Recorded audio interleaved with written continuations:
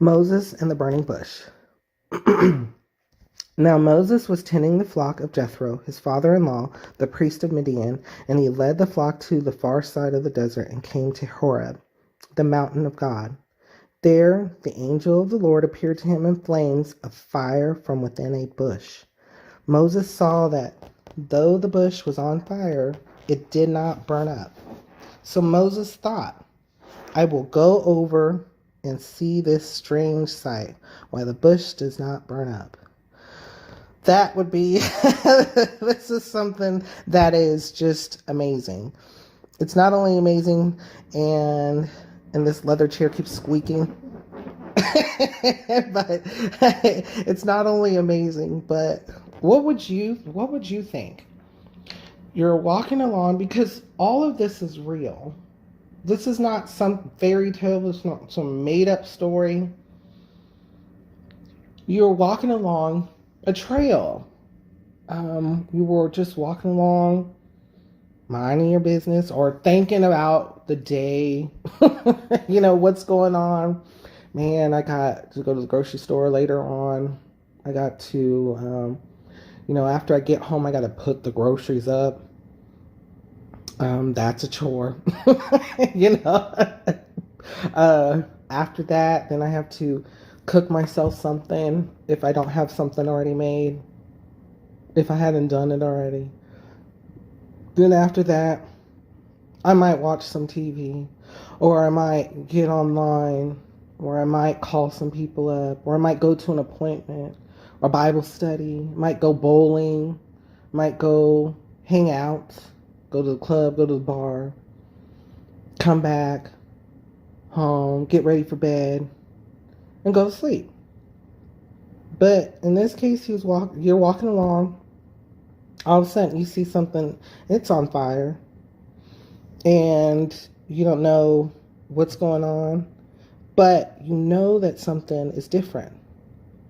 Because it says the angel of the Lord appeared to him in flames of fire from within a bush. So you see this, and what immediately would you do? This is beyond comprehension. It looks like flames, how it's described as flames, but just being there, it may be something that, the author of this was like this, it was described as flames. How would we see that? What would it look like? How amazing, how afraid would you be? Could you feel the holy presence at that time? I mean, there's just so much thought to this. So it's just something to think about. So when the Lord saw that he had gone over to look, God called to him from within the bush, Moses, Moses. And Moses said, Here I am. Do not come any closer, God said. Take off your sandals, for the place where you are standing is holy ground. Then he said, and I almost want to change my voice, like something extremely deep, like, I am the God of your father. I want to be humbling, and it's, times when I read this, whether I'm reading it out loud or to myself, I don't think it matters, because, I feel like God is, you'll know when God speaks to you. You'll know what he sounds like to you.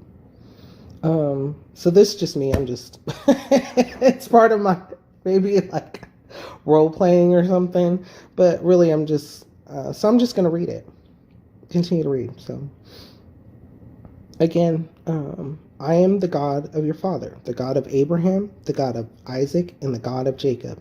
And that's important to go through the lineage. God's doing it for him. At this, Moses hid his face because he was afraid to look at God. The Lord said, I have indeed seen the misery of my people in Egypt. I have heard them crying out because of their slave drivers, and I am concerned about their suffering. So I have come down to rescue them from the hand of the Egyptians and to bring them up out of that land into a good and spacious land, a land flowing with milk and honey, the home of the Canaanites, Hittites, Amorites, Perizzites, Hivites, and Jebusites.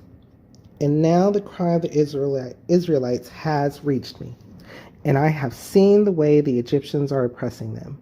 So now go.